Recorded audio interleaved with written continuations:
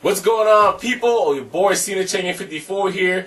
Let me tell you, sorry if I've been silent lately. It hasn't been because I forgot about you guys or there's nothing to do. I've been extremely busy between family things and plus dealing with 105-degree heat here and a lot of other things going on. So sorry that the production has been really slow. It's going to start picking up here very quickly as I'm about to announce to you right here, right now, as far as what's coming on the pipeline. This is going to be the afterplay review of the big three pedals, the rock pedal, the destroyer pedal, and the omega pedal. But before we do that, I've got some other things to take care of first. So this first video is kind of going to be all about a little bit of an update. I told you guys I'd bring you news as I got it about Guitar Hero World Tour as well as Rock Band and update you what's going on in the pipeline. So if you just want to skip right to the review, then this is not going to be the video for you. If you're interested in what's going to happen in Cena's Corner, on the new news that I found out as far as Guitar Hero World Tour goes, on the new blog from Dan Teasdale as far as Rock Band goes, and everything else is going to be going on in the future, then you want to watch this first video. So let's get with it. First, I told you guys that I will let you know anything and everything that I found out up until the release of the games about Guitar Heroes World Tour as well as Rock Band. Let's talk Guitar Heroes World Tour first. As you guys have already seen my video, I've posted all of the, I believe, 24 songs they have out. Nothing else major has been released as far as what's going to go on with that. There's been a lot of speculation, but I don't report speculation. I only report what is fact. So, if it ever becomes fact, then I'll come back, of course, and let you guys know in another video or face-to-face or camera-to-camera or camera-to-face, whatever you want to call it, like I'm doing here. I got a press release today.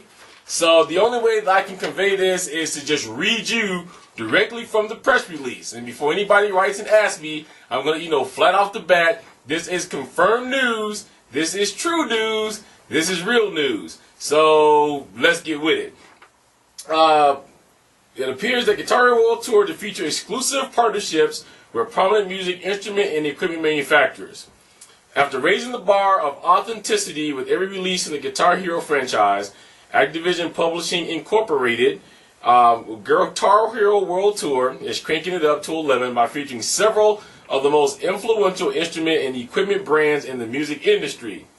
Gamers can score in-game sponsorships and gear from MPEG, Audio-Technica, EMG Pickups, Ernie Ball, Evans, Drumheads, Guitar Center, Crank, Amplification, Mackey, Marshall, Orange County Drum and Percussion, Pork Pie Percussion, Regal Tips, Sabian Cymbals, Vox, and Zildjian Drumsticks.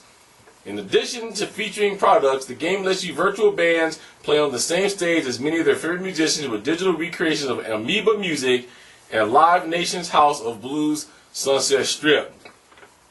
So, basically, what this is all telling you guys is all of these companies now is going to be in the game. I'll repeat them again. MPEG, Audio-Technica, EMG Pickups, Ernie Ball, Evans Drumheads, Guitar Center, Crank Amplification, Mackey, Marshall, Orange County Drum and Percussion, Pork Pie Percussion, Regal Tip, Sabian Cymbals, Vox, and Zildjian Drumsticks. If you guys are following me on Twitter, which I'll put that out here too, I do have a Twitter and there's some people following me now, then you would have got this update that I was going to be breaking this news tonight when I did my shoot for this review. Also on that same, another Twitter came out that I put out stating about Dan Teasdale's blog. Now if you don't know, Dan Teasdale does have a blog that he updates, and if you read this blog, there's a lot of things that he does write about Rock Band 2, and he lets us in on little bits and pieces up to the game.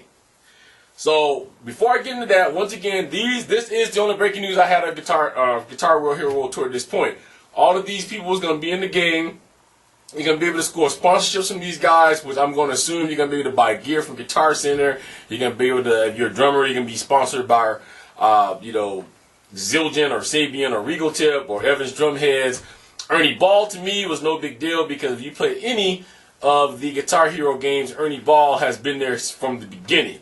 But I'm anticipating that the whole entire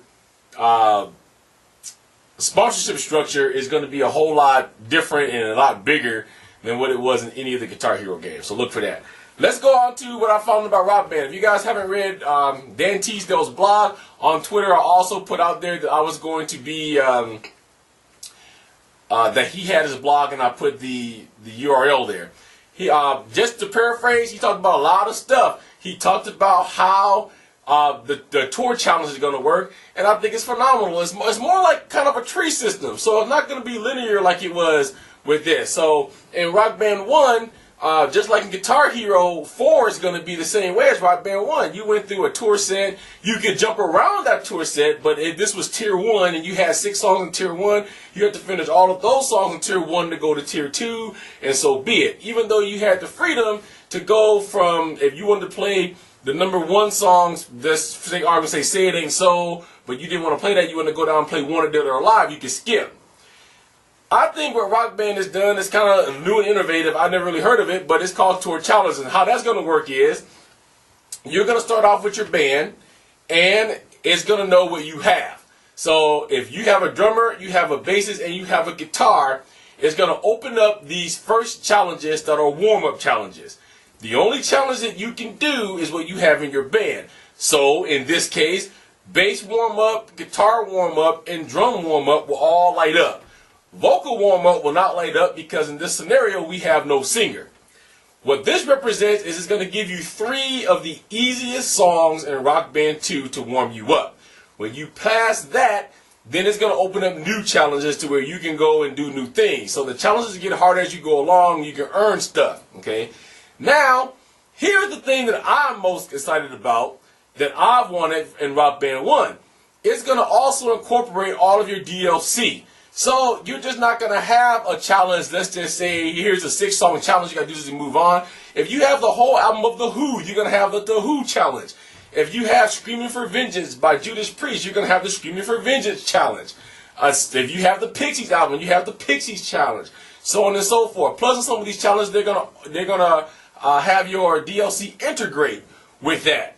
So on and so forth. So I like this system because it also said in his blog that, let's say for instance that Bullets and Guns is in a particular challenge and you have to play Bullets and Guns to end the challenge. Well, if you don't have Bullets and Guns, being that it's a downloadable content song, then what will happen is that particular challenge will freeze, and if you go download Bullets and Guns, it'll light up again. You can play Bullets and Guns and finish that challenge. I like that because I think a lot more people now will start getting DLC. I don't know about any of you, but I know 2 people that I hook up with all the time. That'd be Angry Games, hook up with him, and then my boy Jason from Scenic Customs. We play all the time. These are the only 2 people that I know that has any DLC and that has about as much DLC as I do. Okay. Everybody else I play with online, they have no DLC or like 1 or 2 songs. So this is going to kind of help people get DLC, I believe. And it's going to kind of force people a little bit to get some DLC. Alright. In closing, coming down the pipeline, that's the 2 announcements for Guitar Hero 2 and for Rock Band. Coming down the pipeline, like I said, right now, right after this video, I'm going right into the afterplay video for the big 3 pedals. After that, we're going to be we got a Roadie pedal review that we're going to get out. Goodwood Mods has notified me today I'm getting a DIY kit, so a do-it-yourself kit's on its way. I'm going to be doing a review on that, as well as a walkthrough on how to put that thing together. On top of that, I've also written the owner of the Kickbox to see if I can possibly review his Kickbox and he's going to have something in stock so I can order it. I looked at it today. I like the Kickbox. It looks good. After the Kickbox goes, I'm trying to remember everything I have. The MK2 pedal by Value Pedal, we'll be reviewing that in the next couple of weeks as well. And then after all of that is said and done, then it's going to be on to the Rock Band and the Guitar Heroes War Tour stuff that I promised before.